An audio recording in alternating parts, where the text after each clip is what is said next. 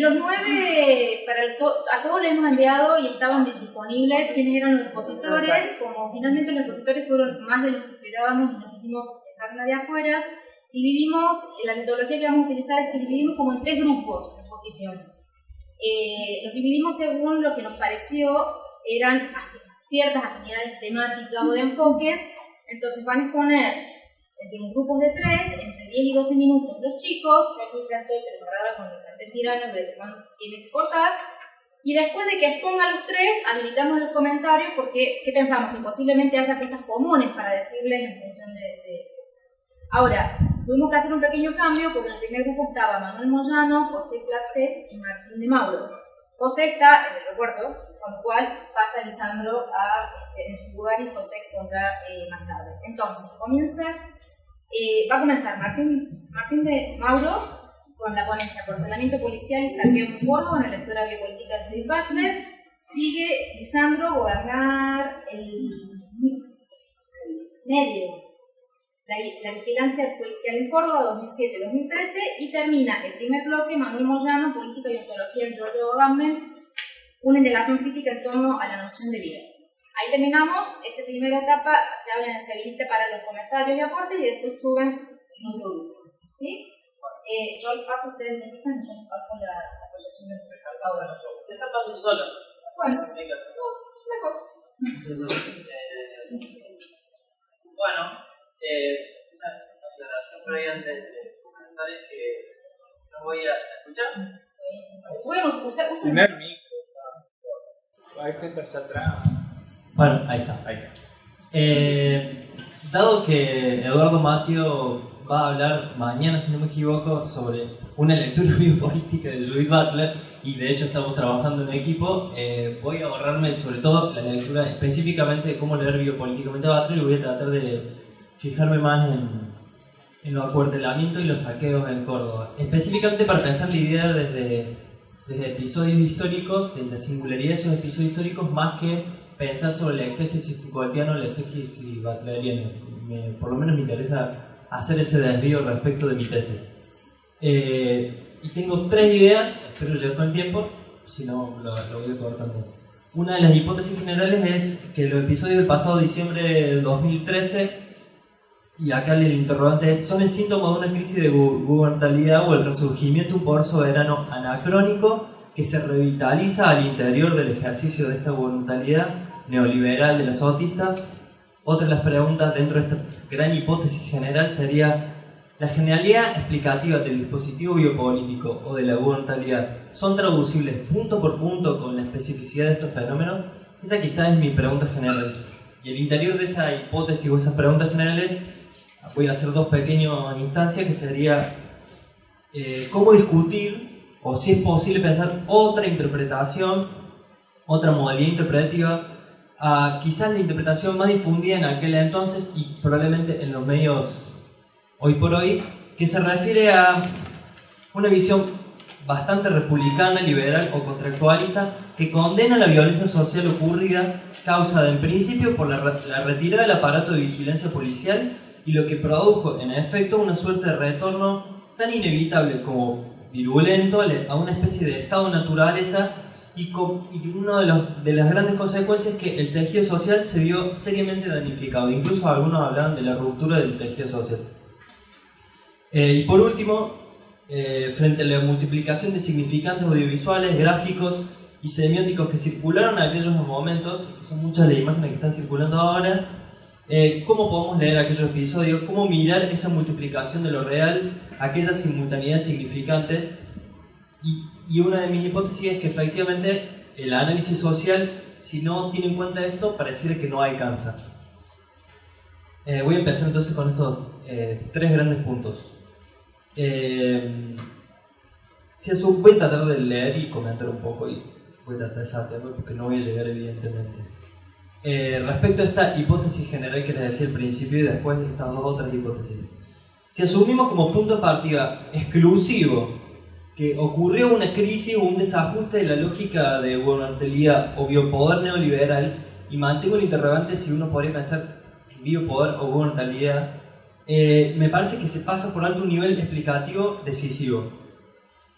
De este modo estaríamos relegando implícitamente los procesos de subjetivación, en el doble sentido subjetivación-sujeción, que la misma productividad normativa viene produciendo desde hace un largo tiempo.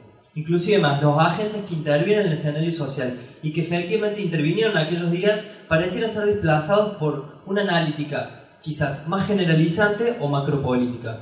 Es interesante retomar, en cambio, un cambio de perspectiva que ponga en foco otra escala de análisis sin dejar de asumir la generalidad de la macropolítica o la explicación más generalizante.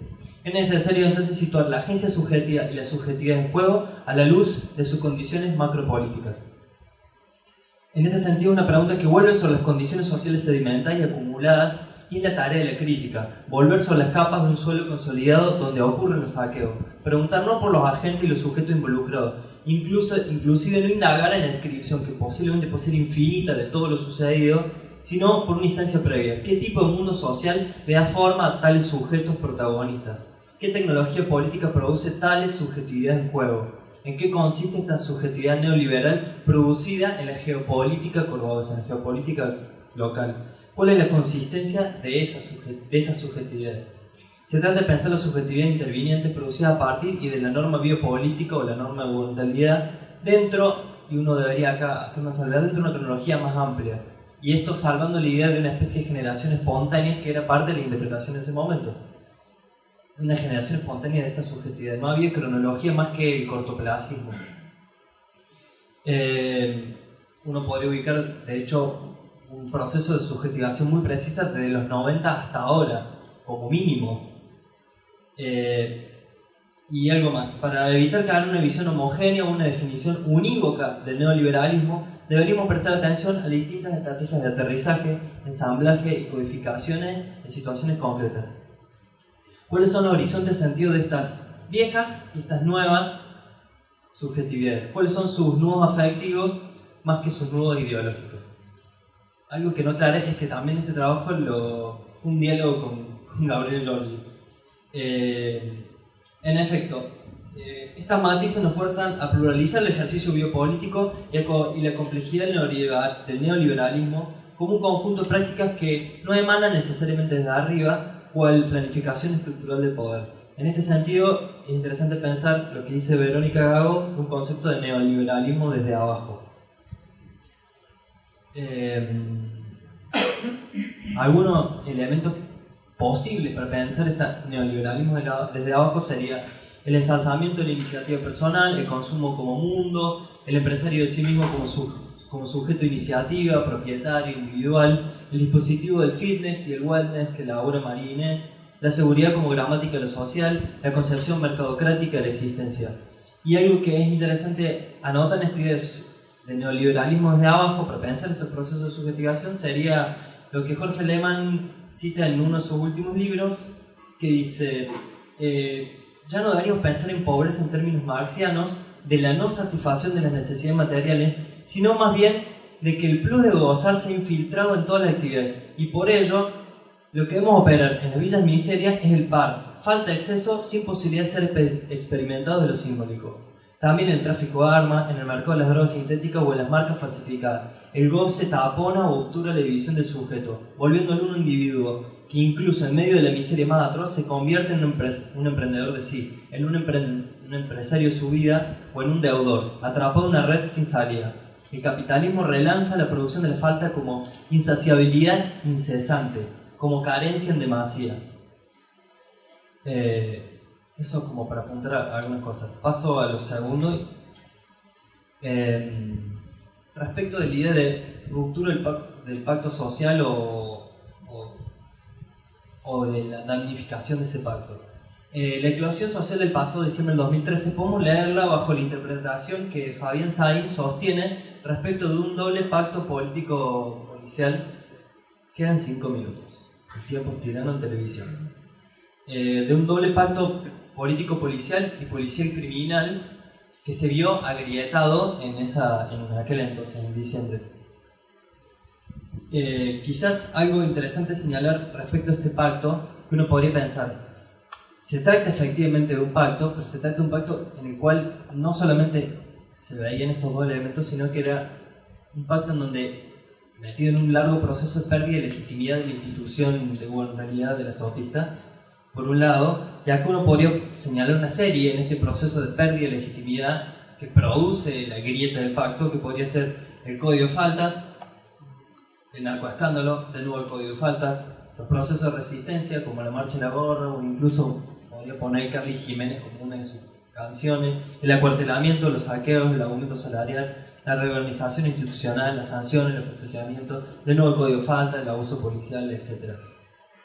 Algo para notar aquí es, si bien uno puede hablar de un desajuste o una grieta en el pacto de gubernamentalidad o en el doble pacto biopolítico, también uno podría pensar en términos de Benjamin que parte del funcionamiento mismo de la ley supone su propia ilegalidad. Quizá uno podría notar algo más ahí. La razón neoliberal funciona legalmente a través de ese espacio de ilegalidad que es delegado al monopolio de la fuerza policial.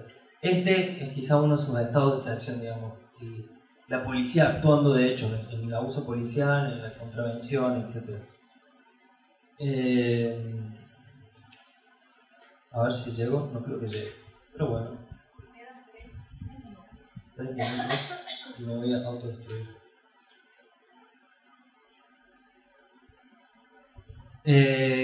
Otra de las ideas que también está bueno discutir respecto a esta idea de quiebra del pacto social es no hay algo así como un abandono de un estado legitimante que nos deja en un estado, un retorno al estado de naturaleza, sino en todo caso lo que hay es un efecto claramente político de este pacto o de esta lógica neoliberal gubernamental que protege y desprotege poblaciones, y eso, digamos, no es un retorno, sino quizás uno de los efectos más productivos. ¿Qué más? Bueno, Butler ahí tiene varias cosas para decir respecto a la precariedad, precarización, etc.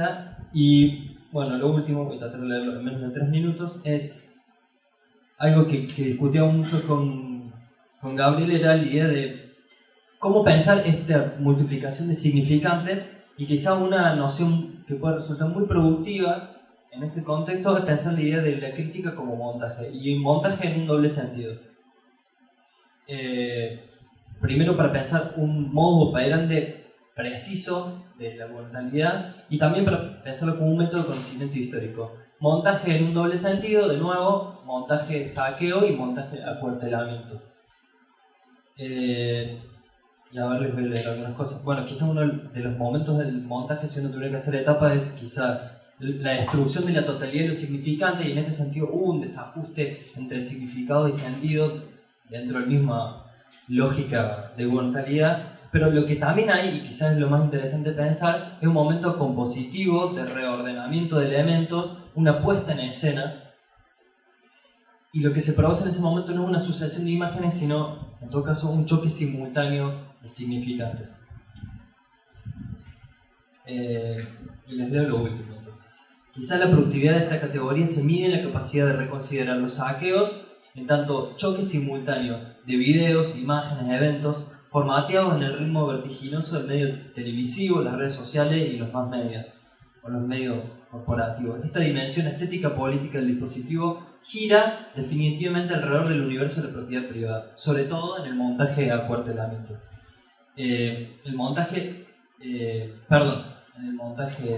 saqueo. El montaje saqueo permite ampliar el registro y reconsiderar también el acuartelamiento como un montaje, como un dispositivo de montaje biopolítico, en tanto puesta en escena que produce realidad, gestiona territorio y redefine espacialidades en la ciudad. Las grietas que dejaron entreverse en el montaje acuartelamiento policial no solo indican la potencialidad de un poder discrecional en toda la magnitud de sus operaciones planificadas, y aquí la secuencia sería huelga, abandono de vigilancia, reclamo sindical y negociación extorsiva, sino que estas operaciones planificadas también hacen visible el mapeo territorial que vigila reiteradamente el espacio urbano cordobés. La cartografía urbana de la ciudad se traza sobre la base de fronteras móviles, umbrales demográficos, límites y espacios de vigilancia continua. El mapeo urbano es constitutivamente policial, al menos en Córdoba, podemos decir lo mismo en muchas ciudades de la Argentina, de nuestro país, y eso supone un tipo de control poblacional en manos del aparato policial. El montaje revela, en un relampagueo acelerado y vertiginoso de estímulos audiovisuales, esta impunidad con que la policía muestra el tablero urbano, un tablero desnudo y sobreexpuesto en su visibilidad, la cartografía urbana en su poder de vigilancia.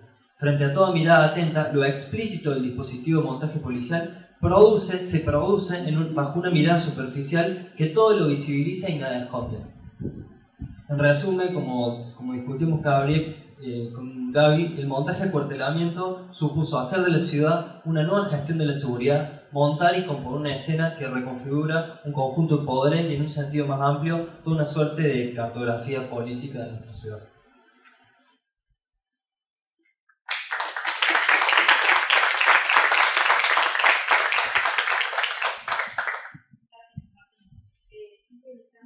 Gobernar el medio, la vigilancia, 2017-2003. Hola.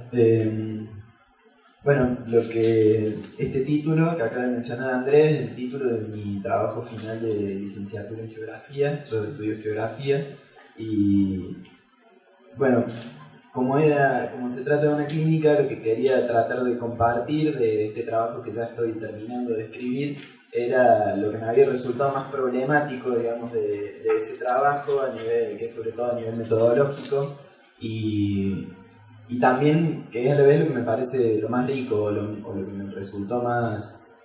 ¿Tenías una presentación? No tenía presentación. Lo que me resultó más divertido o más rico de hacer, o donde salieron un montón de cosas re interesantes.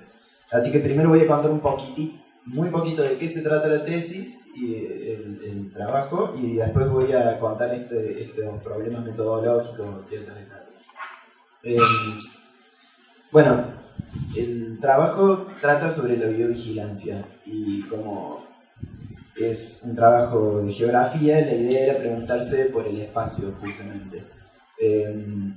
La pregunta era cómo hablar del espacio sin pensar que el espacio sea algo donde el poder actúa, ni tampoco sea un resultado del poder. Buscando dentro del marco de la biopolítica, una de las cosas que más me interesó, porque lo que me venía resultando más útil para encarar la cuestión era la lectura deleuziana de Foucault, la lectura deleuziana de Foucault, y bueno, encontré una serie de autores que hablaban que el espacio era la captura entre los enunciados y las visibilidades. Eso me pareció súper interesante para poder pensar la videovigilancia, porque por un lado hay toda una serie de enunciados que vienen de distintos lugares acerca de cómo gobernar una ciudad, qué es una ciudad, qué es el delito, cuál es el papel del Estado, y toda una serie de conceptos, de objetos discursivos que se relacionan entre sí. Y por otro lado estaba la videovigilancia como máquina de ver, digamos, o la definición más acertada, que más me permitió abarcar el tema, era la idea de una arquitectura visual, o sea, una organización sensorial. Entonces, una organización sensorial de la policía. Cómo la policía organiza sus sentidos para mirar la ciudad, para gobernar la ciudad. La videovigilancia para mí entonces era eso, era una arquitectura visual. El tema de los enunciados, o del régimen de enunciación, lo trabajé bastante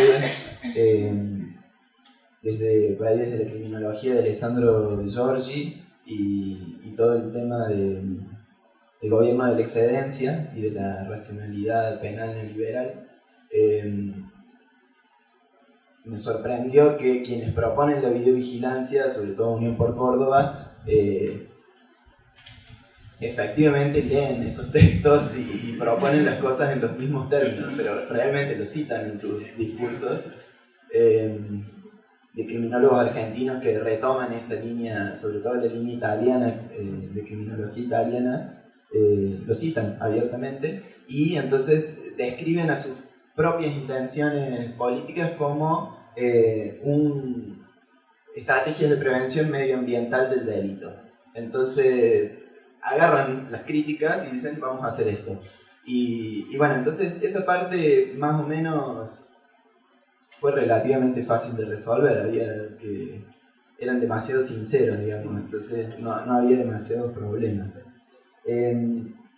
Después el problema sí surgió a la hora de pensar la arquitectura visual que se estaba poniendo en juego en la videovigilancia, por varias cuestiones. La primera tiene que ver con que a nivel legal y a nivel organizativo de la policía no se puede saber dónde están las cámaras.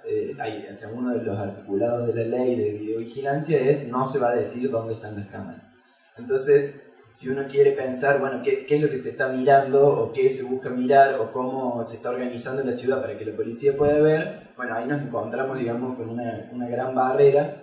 Y después, bueno, que el tema principal era ese, digamos, cómo hacer para encarar un estudio desde un marco teórico biopolítico cuando el archivo es inaccesible. O sea, cuando por ahí muchos de los estudios que uno lee, sobre todo los de Foucault, pero en general, remiten a un corpus que está construido con archivos, ya sea, bueno, eso, está construido con un archivo, y acá el archivo para mí no existe, o sea, para creo que la ciudadanía en general no existe, no podemos acceder a él. Entonces la pregunta era, bueno, ¿cómo reconstruimos esta arquitectura si no podemos acceder a planos, tablas, ubicaciones? Y ahí me topé con un arquitecto francés que, bueno, estuvo viviendo mucho tiempo en Palestina y se encontró con un problema bastante más terrible, pero similar, digamos, que tenía que ver con la organización arquitectónica, digamos, de la avanzada del Estado de Israel. Y entonces empieza a decir, bueno, lo que tenemos que hacer es reconstruir esta especie de plano, o lo que él llama algo más cercano al diagrama, desde la arquitectura concreta. El tema es que, bueno, los consejos que hay son esos y nada más, llega hasta ahí. Entonces la forma de solucionarlo era ponerse en contacto, la forma que yo encontré, y con mi director y con la gente que me ayudó bastante en esto, era, bueno, estar muy en contacto con organizaciones sociales que trabajan el tema antirrepresivo, porque lo necesitan para seguir existiendo básicamente, y hacer recorridos por la ciudad buscando cámaras. De repente uno empieza a encontrar las cámaras y empieza a entender en qué tipo de lugares están puestos, y si los vas sistematizando te van llevando a nuevos lugares donde va a haber cámaras y todo eso, pero no alcanzaba básicamente eso. Entonces, con una serie de entrevistas al personal policial encargado de la videovigilancia, se trataba de ir viendo, bueno, cuál era la lógica que está funcionando, cuál es esta forma de mirar que está operando y que se relaciona mucho con las tecnologías digitales y eso. Ese es otro problema, cómo se entrevista a la fuerza policial. Es básicamente imposible, hay que hacer meses y meses y meses y meses y meses de intentos de llevar avales, de cosas, y para que un día pases a hacer la entrevista, estar viendo las cámaras y todas las cosas, empieza una protesta del CEP y te echan porque empieza un operativo. Entonces, bueno, eso era muy problemático, y era ir armando con esos datitos así que se iban consiguiendo, tratar de reconstruir cómo funciona esta mirada. Y después lo que saltó entrevistando al técnico de la policía, que fue súper interesante, es el problema de cómo se sostiene esa mirada. O sea, todo el aparato de videovigilancia necesita una gestión permanente y a la vez un conocimiento de la física, de la electrónica, de todas esas cosas, sin los cuales no puede funcionar. Entonces eso nos llevó a otra serie de preguntas. ¿Cuál es, como lo llamamos así, como una economía política de las ondas electromagnéticas que están atravesando la ciudad de lado a lado? Y nos empezamos a preguntar por las antenas de retransmisión, los problemas que eso tiene, sobre todo por la importancia que se le da en algunos planteos que nos fueron muy útiles para pensar esto, que son, bueno, algunos de Deleuze, Donna Haraway, etcétera, sobre el problema del código, el problema de la transmisión de datos, el problema de la información, básicamente. Eso nos llevó a otra etapa de mapeo, que era mapear dónde están las antenas, por dónde circulan las ondas, qué características tienen las ondas, porque el tipo de onda del que se trata no es una onda que rebote, entonces necesita una línea visual entre la antena que transmite y la antena que recibe. Y eso entonces, bueno, hace levantar antenas de tal altura, más bajas, poner las cosas arriba de un edificio. De hecho, el faro del Bicentenario, es el centro de retransmisión de las ondas de la videovigilancia. O sea, todas las ondas van ahí y de ahí van a la central de policía. Ahora se explica. Es un faro de verdad. Y entonces, bueno, toda esa parte fue la que me pareció más interesante, pero a la vez en la que era todo muy intuitivo a nivel metodológico. Ahí aparecen dos problemas. Uno, manejarse intuitivamente, haciendo entrevistas, y otro es que para poder dar cuenta de eso hay que usar la única solución que yo encontré es usar las mismas herramientas que usa la policía, que son las herramientas de mapeo digital. Entonces ahí aparecen, bueno, dos problemas. Uno, qué herramientas usar y cómo producir mapas o cosas así donde se puede ver la forma de ver la ciudad.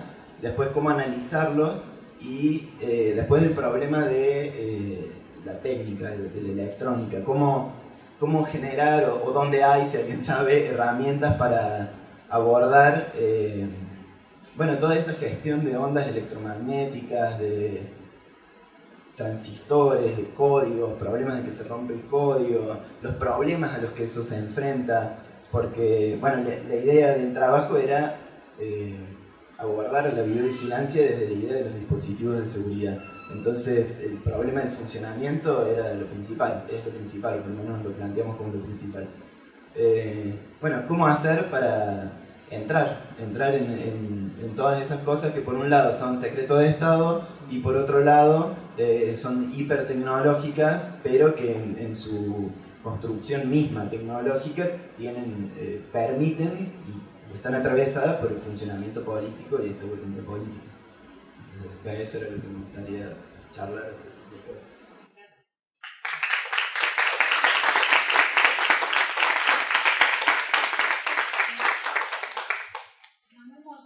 Política y ontología en torno a la noción de vida. Bueno, muchas gracias. Lo mío va a sonar un poco disonante, es mucho más, como el título lo llama, y de hecho Agamben mismo lo habilita, una idea quizás mucho más filosófica que la de los chicos, que es mucho más analítica y más precisa, pero bueno, no deja de tener lo suyo. Lo estructuré en forma de una ponencia que le voy a leer para no perderme. Yo estoy trabajando en mi proyecto de doctorado de tesis doctoral en filosofía, el problema de la potencia y la inoperacidad y la vida en Agamben, y quisiera hacer una lectura inversa a las lecturas tradicionales. Sobre Agamben siempre se lee la parte crítica y después la parte propositiva. En cambio ahora yo quiero hacer la lectura propositiva y muy brevemente la parte crítica. Comienzo con una breve cita de Samuel Beckett. Lo que sucede en la arena no está dicho. Quisiera comenzar por lo que puede considerarse el corazón de la filosofía agambeniana, el problema de la potencia en Aristóteles. En su libro emblemático, Homo Sacer, piedra conceptual de que han surgido sus seguidores, como también sus detractores, el término potencia aparece en dos ocasiones fundamentales. En primer lugar, en el capítulo 3, titulado Potencia y Derecho, capítulo que puede ser asumido como el centro no dicho, del cual se desprenderán los ulteriores desarrollos del autor. En segundo lugar, hacia el final de la última postilla del capítulo 4, llamado Forma de ley. En el primer caso, Agamben retrotrae la cuestión de la potencia al problema de la compleja relación entre el poder constituyente y el poder constituido, en el marco de la problemática de la excepción soberana. Allí se plantea el problema sobre la dificultad de discernir claramente el poder constituyente del poder soberano, ya que si éste se define como la interiorización de un exterior, como una excepción, lo constituyente, el afuera, y lo constituido, el interior que apresa el afuera, tienden a confundirse indefectiblemente. Está claro que el centro de la crítica de dicho capítulo es su coterráneo Antonio Negri y sus tesis sobre el poder constituyente. En ellas, Negri refiere a un poder que no nace de los órganos constituidos, pero tampoco tiende a una constitución de estos como su fin último, sino a una praxis creadora que no se agota en las condiciones de su creación. Esto es el famoso intento negriano de pensar la revolución o la emancipación que no devenga en la reacción del termidor. Sin embargo, para Agamben, dicho concepto no deja de estar incluido en los tentáculos de la soberanía, por cuanto ella se define estrictamente por la cooptación instituyente de su propio afuera, digamos, de su propia creación que no se reduce a sus organismos creados. Es aquí cuando se emparenta dicha problemática con el problema ontológico de la relación entre potencia y acto, avisorando que solo a través de ella es posible pensar una estrategia que permita recortar el nudo que solidariza el poder constituyente con la soberanía. Para ello, Agamben emplea su ya clásica y singular lectura del problema en Aristóteles. Solo con fines de brevedad nos permitimos cierto esquematismo bruto de esta lectura para avanzar en nuestra interrogación. Es posible sostener que en ella habría algo así como una triple modalidad del darse de la potencia. 1. En primer lugar, una potencia que tiende al acto, es decir, una potencia de ser o realizar un acto o una obra que una vez producidos, la potencia en cuestión inmediatamente se desvanece y subordina al acto mismo.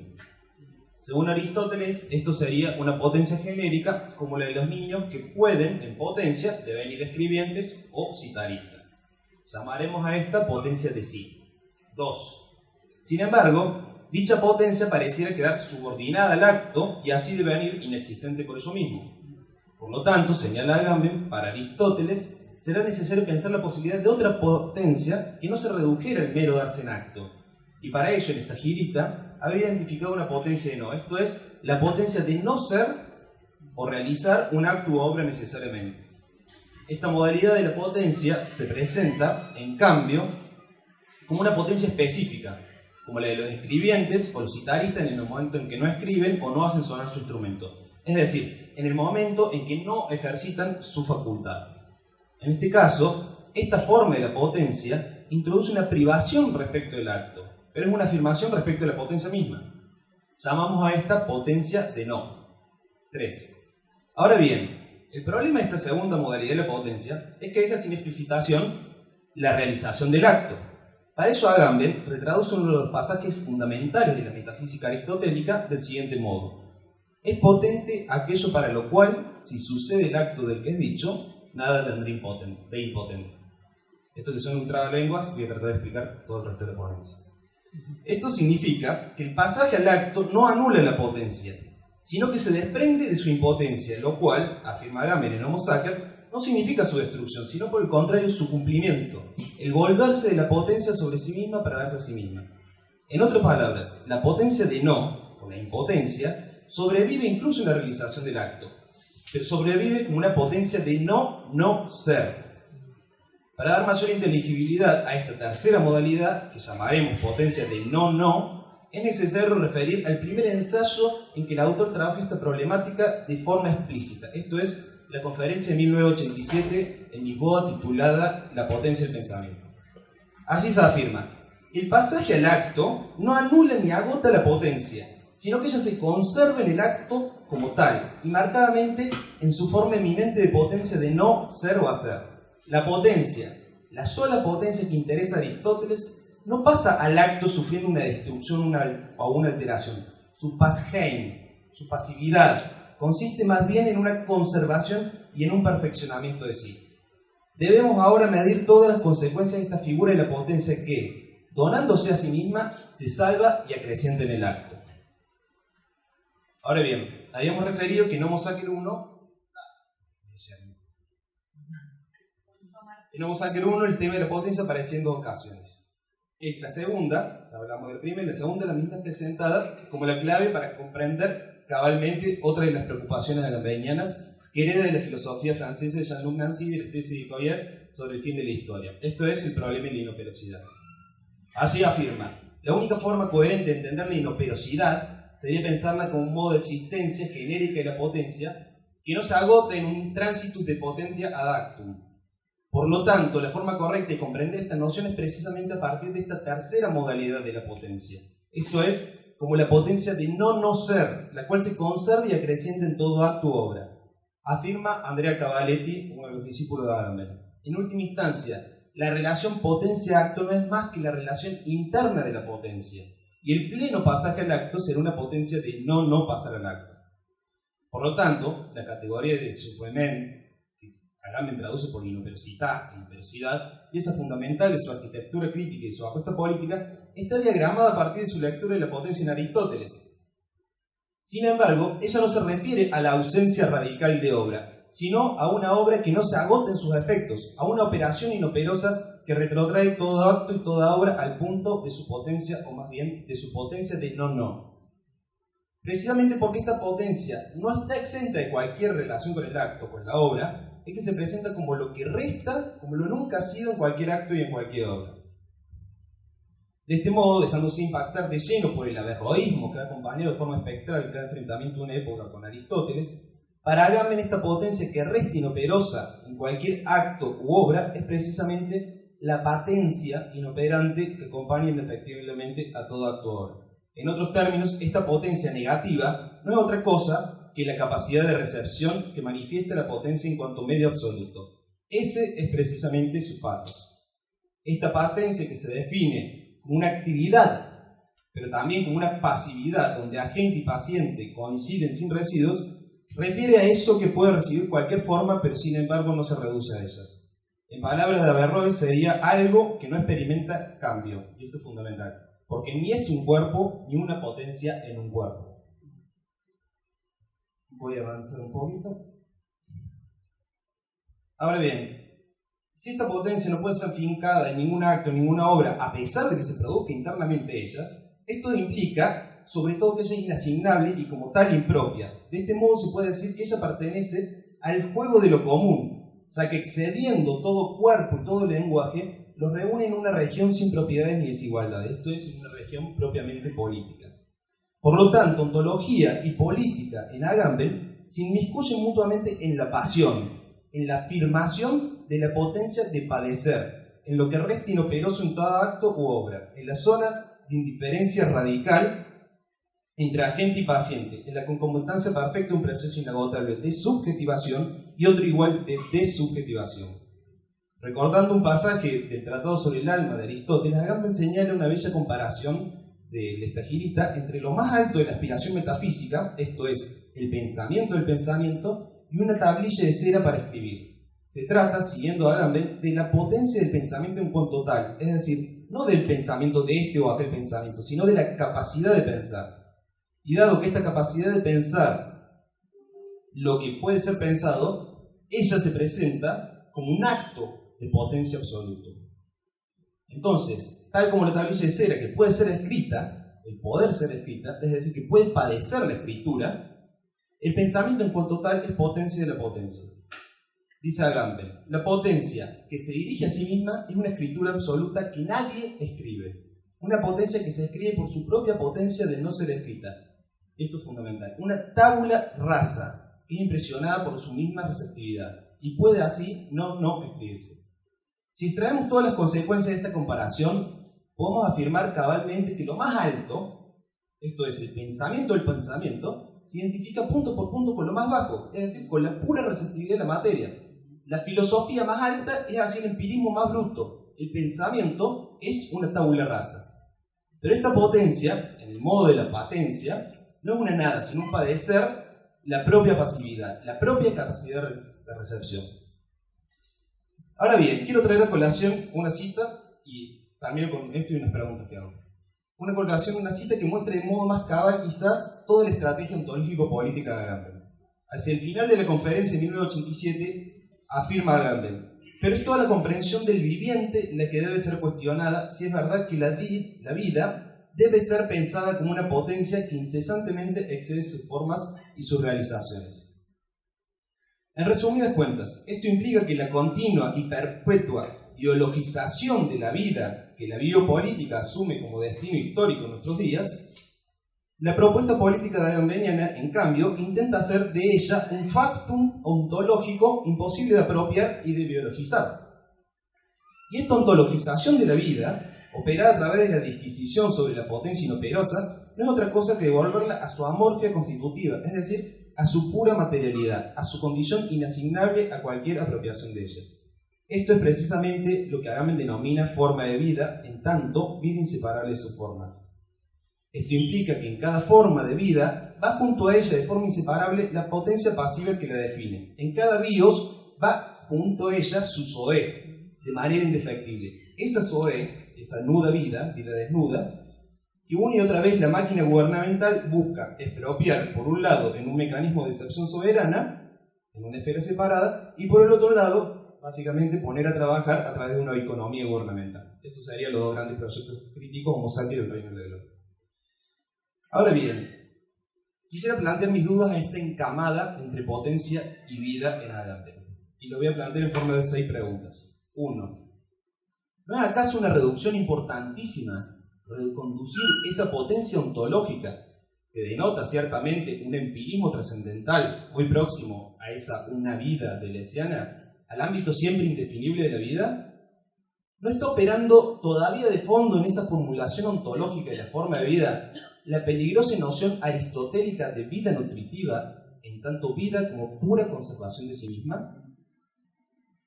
Si según Villard, la vida es el conjunto de funciones que resiste a la muerte, ¿no es todavía esa resistencia vital lo que parece pensarse con la potencia que sobrevive al acto que no se agota nunca en él?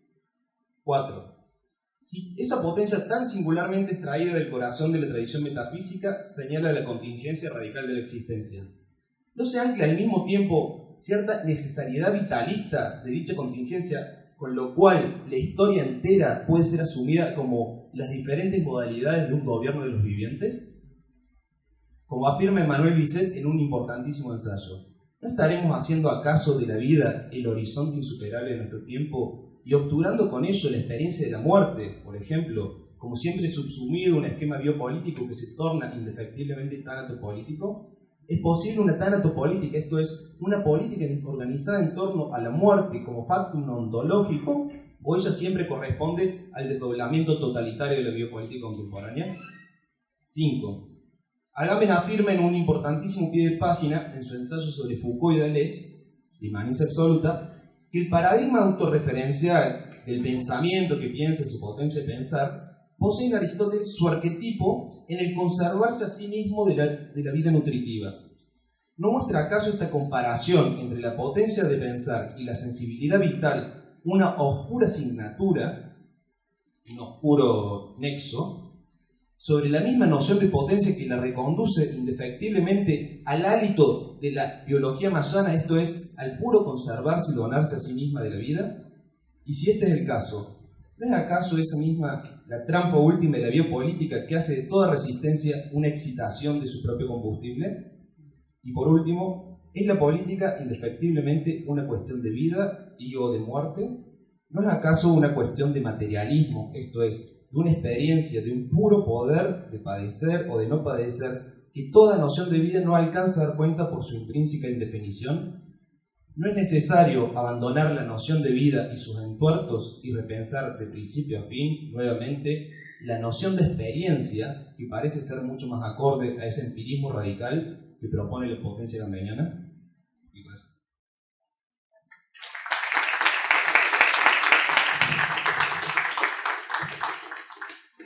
Habilitamos los 15 minutos para el comentario general, las preguntas. Si quieren empezar, yo por los días voy a...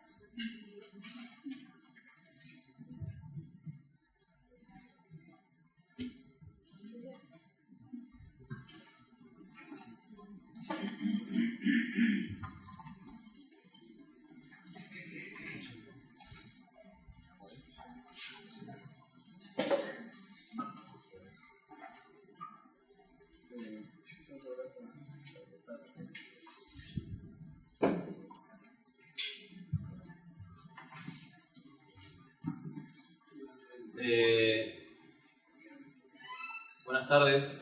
La verdad que no registré bien los nombres de los 3 compañeros, así que voy a indicarlos por la disposición espacial, ¿sí? La verdad es que quiero felicitar a los 3 porque me han parecido muy interesantes los trabajos, a pesar de que seguir la variación de temas ha resultado un poco difícil, porque han sido trabajos que despiertan muchas preguntas interesantes y tal vez no todas las preguntas que uno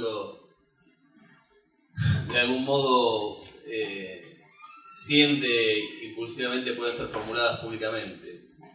Lo primero que se me se me presentaba, voy a ceñirme solo al compañero del medio, pero tal vez algunas preguntas puedan desbordar hacia los dos compañeros, que es el interés por pensar la singularidad histórica, ¿no? Que esto que habías marcado con mucho énfasis. Y el desafío que eso implica, ¿no? Sobre todo en clave Foucaultiana, ¿no? ¿Cómo pensar la singularidad histórica, cómo pensar lo actual, cómo pensar eso que es tan atractivo, pero a la vez tan inasible, ¿no? Y me parece que has hecho como esfuerzos muy interesantes en esto de pensar la singularidad histórica. Si bien no puedo retener enteramente todo lo que has dicho porque ha sido mucho, me quiero detener en esto que vos has señalado, un poco la cuestión de la gubernamentalidad neoliberal y el delazotismo. Dijiste eso, ¿no? Y por otro lado, bueno, el problema del montaje de los saqueos, ¿no? Dos cosas así que para mí son muy, como lo más atractivo para pensar. Y ahí yo me pregunto, ¿cómo es posible atribuir al delazotismo una gubernamentalidad neoliberal? No estoy diciendo que esta pregunta tenga una respuesta acá, sino tu intervención me hace pensar en esto. ¿En qué medida es posible leer lo actual a partir de la movilización de los estudios Foucaultianos, de lo neoliberal? ¿Cuáles formas del neoliberalismo? Y si esas formas del neoliberalismo pueden ser aplicadas a una gestión puntual, o podríamos pensar que forma parte de lo irrebasable de nuestro presente, ¿no? ¿Hasta qué punto se podría contraponer un neoliberalismo de corte delazotista a lo que sería, por ejemplo, una política nacional que no sería neoliberal? Yo tal vez pienso que es una pregunta, a mí me interpela fuertemente hasta qué punto el neoliberalismo no aparece también como un horizonte irrebasable. Entonces, ¿por qué aplicárselo estrictamente al delazotismo? ¿Y qué características tendría en todo caso, ¿no? ¿Y dónde se leería eso? ¿En qué tipo de programas de gobierno? ¿En qué tipo de archivo uno podría leer elementos de ese tipo? Y por otro lado, la cuestión de los saqueos, ¿no? Que a mí también es una cosa que me moviliza mucho, que articula con lo que vengo trabajando, y es el problema de las revueltas del hambre, ¿no? ¿Cómo hacer cómo distinguir, ¿no? Para pensar lo singular, cómo distinguir lo que pasa aquí en Córdoba bajo el delazotismo de lo que es una lógica neoliberal en términos de gubernamentalidad Foucaultiana en general, y cómo distinguir los saqueos acontecidos aquí, que creo que se pueden distinguir, pero me parece que es una cosa interesante para pensar, de lo que ha sido la historia de las revueltas del hambre, que han sido el gran problema a partir del cual la gubernamentalidad ha querido ensayar formas de conducción de las conductas. ¿Sabes qué? Después, si querés, lo charlamos afuera, porque yo tengo una cosita nada más, para no tomar todo el tiempo yo. Cuando España empieza a incorporar los dispositivos de seguridad, ¿sí? Y empieza a utilizar el laissez-faire como herramienta para gestionar la circulación de granos, se produce una gran revuelta que se llamó el motín de Esquilache. Y en esa revuelta pasó algo muy interesante, que es los tipos la población que se sublevaba a la hambruna que generaba esa política de laissez-faire, pero también se sublevaba a las formas de policiamiento que iban acompañando esos dispositivos de seguridad, que tenían que ver con empezar a hacer que la población ya no pueda circular usando cierta vestimenta. Por ejemplo, un sombrero de ala ancha o ciertas capas que volvían peligroso a esos sujetos porque los volvían impredecibles. Entonces, de repente aparece también en los albores de la modernidad problemas recurrentes asociados a la gubernamentalidad liberal, ¿no? Pero el problema de la vigilancia, el policiamiento de la población junto con otros dispositivos, y me parece que la tarea, para pensar lo singular, es tal vez ensayar algunas estrategias que, teniendo en cuenta estos antecedentes, vayan diferenciando lo que pasa, para no pensar que todo ya ha sido dado en el pasado, ¿no? Una intervención un poco larga y tal vez improductiva, pero después en todo caso lo charlamos. Es lo que me inquietó de lo que tenés. Les propongo escuchar las intervenciones generales y después que tengan ustedes unos minutos de cierre a esas intervenciones, ¿me parece? Ricardo. Porque lo mío tiene muy poco que ver con lo que preguntó Alejandro. Bueno, sí, Pero si podés venir vos para acá por encima del micrófono y la grabación. Era eso que si podías acercarte vos. No sé si van a poder contestar a dos cosas. Bueno, yo llegué tarde, así que no escuché tu nombre. No, el único que escuché fue el tuyo, que es el que no le voy a preguntar nada. Entonces, Manuel y claro, Martín. Entonces, para ellos dos. No, se me ocurrió una cosa, digamos, para... ¿Cómo es tu nombre? Martín. ¿Cómo incluye? Bueno, primero felicitarlos, ¿no? A los tres, desde luego, pero una cosa que me llamó poderosamente la atención, para bien, digamos, es la inclusión del concepto del plus de gozar, que suele pensarse como contrapuesto, ¿no? Digamos, un término claramente lacaniano, absolutamente lacaniano, que suele entenderse como contrapuesto a cualquier perspectiva Foucaultiana o en los estudios de biopolítica, y que a mí me pareció, sin embargo, que explicaba muy bien ciertos aspectos de corte simbólico, significante, en lo que vos estabas explicando. Y luego, en la terminación de tu exposición, cuando vos planteás el problema de la muerte, digamos, ahí volví a unir, si el problema no es considerar la vida como por un lado y la muerte por otro, sin considerar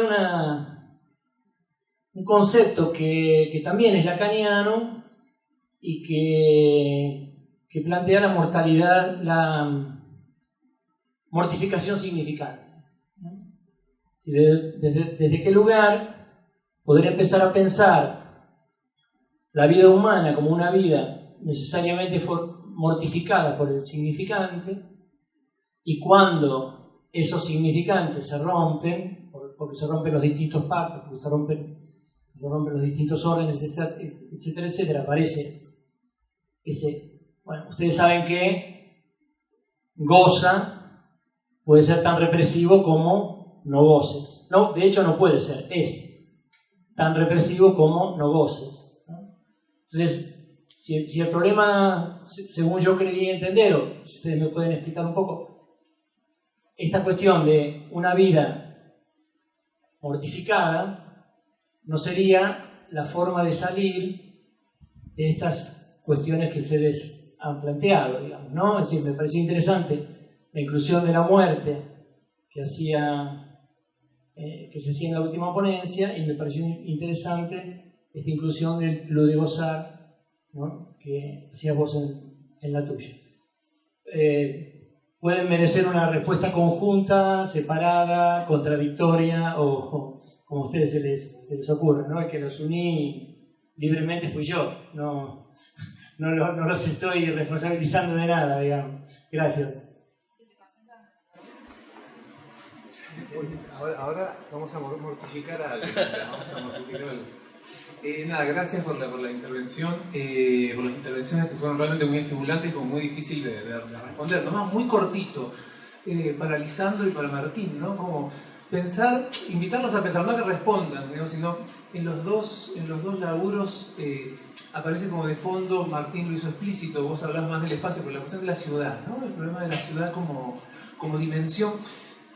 Pero también lo que pensaba mientras los escuchaba era cómo hacer para salir como de cierto ideal normativo de la ciudad, que evidentemente está quebrado, ¿no? Que está desfondado, y ver cuál es la productividad de estas intervenciones del montaje-saqueo y de la videovigilancia en términos de nuevas formas de entender la ciudad, digamos, ¿no? Porque evidentemente como que no hay un retorno a cierta idea, ¿no? Como ideal, una gestión moderna de la ciudad, y como estas tecnologías funcionan como productividad de otras configuraciones de lo urbano, ¿no? Como pregunta, no sino como invitación a que por ahí esto sea una dimensión a tener en cuenta, justamente pensando en términos de de las lógicas biopolíticas, ¿no? que se articulan. Y para Manuel, realmente muy provocadora la conversación, y pensaba si te interesó y si te podría servir quizá la discusión sobre vitalismo en Deleuze, digamos, ¿no? Digo que me parece que hay una serie de discusiones en torno a la cuestión del vitalismo en Deleuze, justamente pensando en torno a la noción de lo virtual, ¿no? Que me parece que resuena mucho en el Agamben, pensando viviente, que es en el texto sobre inmanencia, una vida, ¿no? Inmanencia absoluta, digamos, ¿no? Entonces me parece que si allí las discusiones, ¿no? Cierta polarización en torno al vitalismo en Deleuze, y específicamente los modos, me parece, de leer la noción de virtual, no puede ser una forma interesante para complicar, disparar, continuar con la discusión en torno a la noción de vida en Agamben. Nada, eso. ¿Tiene más preguntas, aportes, comentarios? No lo acuerdo. ¿No? Parece 3 minutitos cada uno de cierre. Es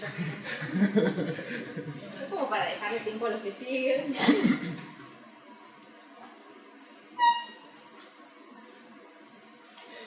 Ahí hay otro micrófono.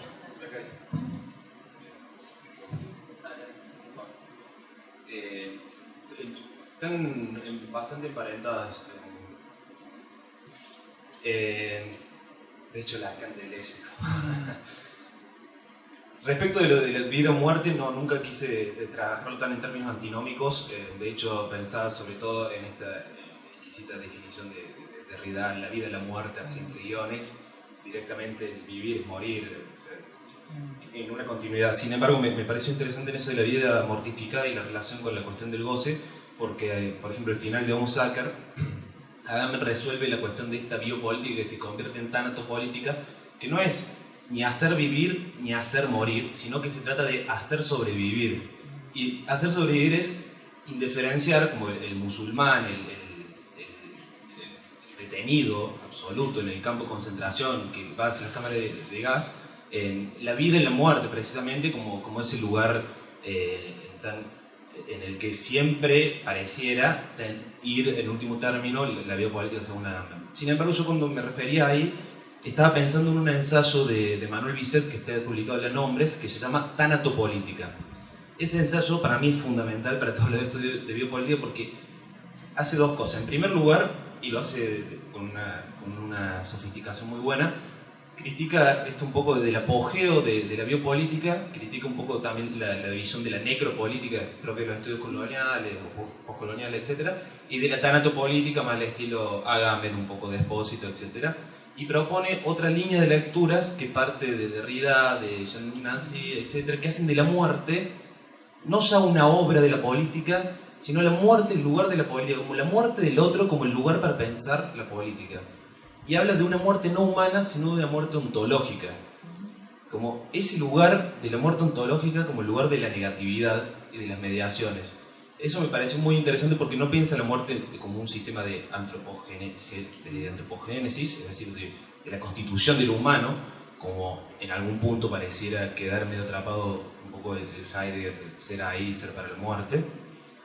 Entonces me parecía interesante que quizás tanta singularización en la cuestión de la vida o tanto pensamiento alrededor de la vida dejaba un poco de lado esa experiencia. Sin embargo, personalmente creo que todavía a mí me interesa dar un paso más allá inclusive de la vida y la muerte. Me interesa pensar la experiencia más que la vida y la muerte. Y en este sentido sí conecto con un poco de Deleuze. En primer lugar, estoy haciendo mi tesis sobre Agamben, no me quiero meter a leer Deleuze y vitalismo porque también es una tesis nueva y implicaría muchas cuestiones. Pero creo que sí hay una cuestión fundamental en lo virtual precisamente, porque lo virtual tiene para mí, todo lo que Agamben está tratando de decir cada vez más sobre la potencia en Aristóteles es acercarlo cada vez más, lo más posible, a Deleuze. Entonces, es una pregunta que sí, que yo también me estoy haciendo y por eso intento no entrar ni siquiera en la vida como en Foucault ni en Deleuze, sino en la vida como la está trabajando Agamben, como la forma de vida. Es decir, respetar, por ahí se suele decir, esta generación que piensa la vida. Yo estoy en Agamben todavía. Pero sí creo que lo virtual tiene que ver precisamente con la figura de por ejemplo, la figura del huevo, esa figura para pensar quizá la vida desde otro lado y no ya solamente como esta forma de vida siempre potencial, siempre que excede sus formas. Quiero encontrar por ahí categorías un poco más amplias, pero en el trabajo que estoy haciendo ahora no podría meterme de lleno con Deleuze.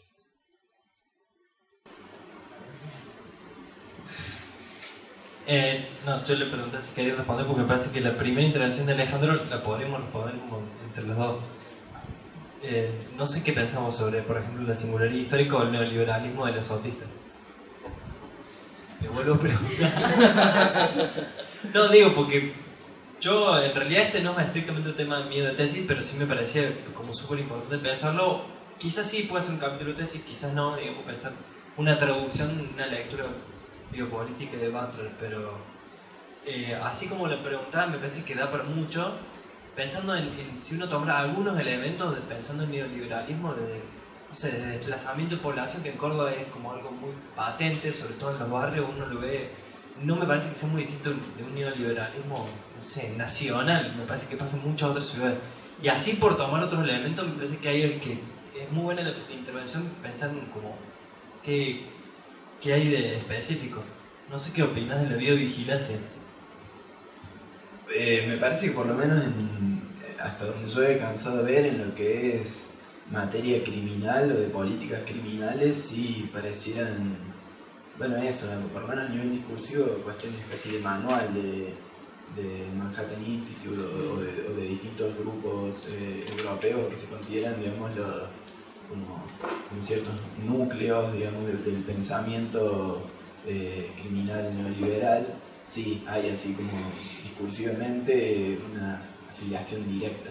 Y después, respecto a estas otras cosas, digamos, que tienen que ver con los ejercicios más concretos, o con la mirada, o con las técnicas para conocer y actuar en la ciudad, me parece que si uno puede pensar esta relación entre estas formas de gobierno liberales y ciertas tácticas hasta de guerra, digamos, y su relación con las tecnologías digitales y todo el problema de pasar todos los problemas que hay en la ciudad a un tema de códigos o de eso que están también como muy presentes en la cuestión, a mí me parece que sí se podría pensar, pero yo sí estoy de acuerdo con vos en que es algo que excede del azotismo, digamos. Me parece que puede ser más o menos cruel, pero es una lógica que está en todos lados. Y respecto del plus de gozar, que en realidad lo mío era una cita de Jorge Alemán, que evidentemente es un lacaniano, está discutiendo esto, me parece que sirve un montón para tipificar este proceso específico de subjetividad neoliberal y específicamente para pensarlo como decía, un neoliberalismo de abajo, porque si no es algo que me parece que se pierde muy fácilmente cuando uno empieza a hablar de gubernamentalidad de las autistas o lo que pasó en los saqueos. Parece que hay una dimensión del neoliberalismo popular, por así decirlo, que se pierde. Y me parece que quizás esa definición es re interesante para pensar, por ejemplo, la idea de pobreza, de subjetividad pobre, o de los subalternos que eran los que iban a saquear, y un montón de otras figuras que circulaban en esos momentos que pasaban por alto. Además me parece que es un mandato del plus de gozar en el liberalismo. Y no tengo mucho más para agregar. De hecho, me queda mucho con la pregunta que decía Alejandro, ¿cuál es la especificidad? Me parece que da para una tesis. Y lo último que preguntaba sobre la ciudad como un ideal normativo, quizás puede ser un error, me parece metodológico mío, pensar que más que un error metodológico es pensar, por ejemplo, cuando se hace el reclamo en términos de resistencia o se articula resistencia, ¿qué ideal de ciudad hay detrás de ello? Y me parece que ahí nos puede filtrar un montón de ideas previas sobre la ciudad, o incluso esta idea de, por ejemplo, la circulación, la marcha de la gorra, es idea de volver a un centro, cuál es el centro de la ciudad, etcétera, ahí da para volver a pensar urbanismo de otra forma. Eso es todo. Bueno, les agradezco. No, sí. No, para ahí el tema de la productividad y de pensar este lugar de la ciudad, a mí lo que me parece súper interesante es pensar siempre por ahí cómo funciona y por ahí tratar de pensar problema de la ciudad después de cómo funciona, o definir la ciudad después de cómo funciona, de cómo está funcionando. Y por lo menos a mí una cosa que también me saltó mucho y que me parece que habría que ahondar muchísimo es... hay una idea que tiene un geógrafo estadounidense que dice, bueno, cada vez es más difícil separar diseño urbano de aparato policial. Y eso está re bueno y acá uno lo ve y hay que agregarle otra cosa que es el diseño empresarial de la ciudad, porque es real, digamos, eso que la gente, los empresarios, los grupos empresariales se juntan con la policía y deciden dónde poner las cámaras y todo eso. Y cuando uno les preguntan por qué ahí, bueno, ahí salta la productividad de la ciudad. O sea, hay una ciudad que es súper productiva, digamos, y toda la videovigilancia no viene a frenar una avanzada del delito o algo así, sino a proteger e intensificar esa productividad de circulación básicamente de consumidores y mercancías. Y al revés, por ahí pensar los territorios informales, digo, como lo piensa Sibeki, poner, ¿no? como también la otra versión de la ciudad también, digamos, ¿no? Sí. Como pensar eso. Una cosa. Me acabo de acordar, quizás una de las especificidades del neoliberalismo de la sortista es la persecución hacia los trabajadores sexuales. Digo, hay algo bastante específico en ese dispositivo de vigilancia que me parece que es mucho más exagerado que en otros lugares del país. No sé. Ya que se habla muy poco de sexo y género en esta jornada. No, ahora sí que lo que van a hablar algo de eso. No dije nada. Algo.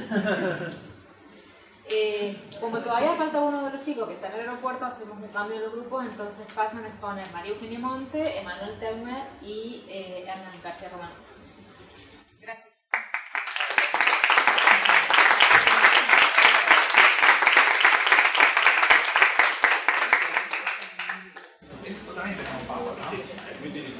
Yo no tengo power.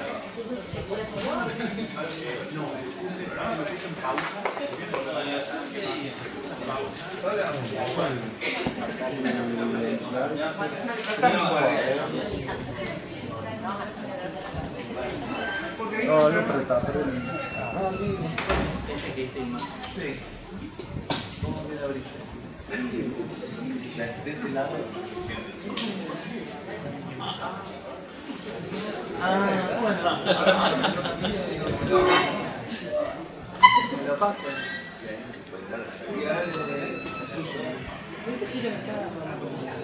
No,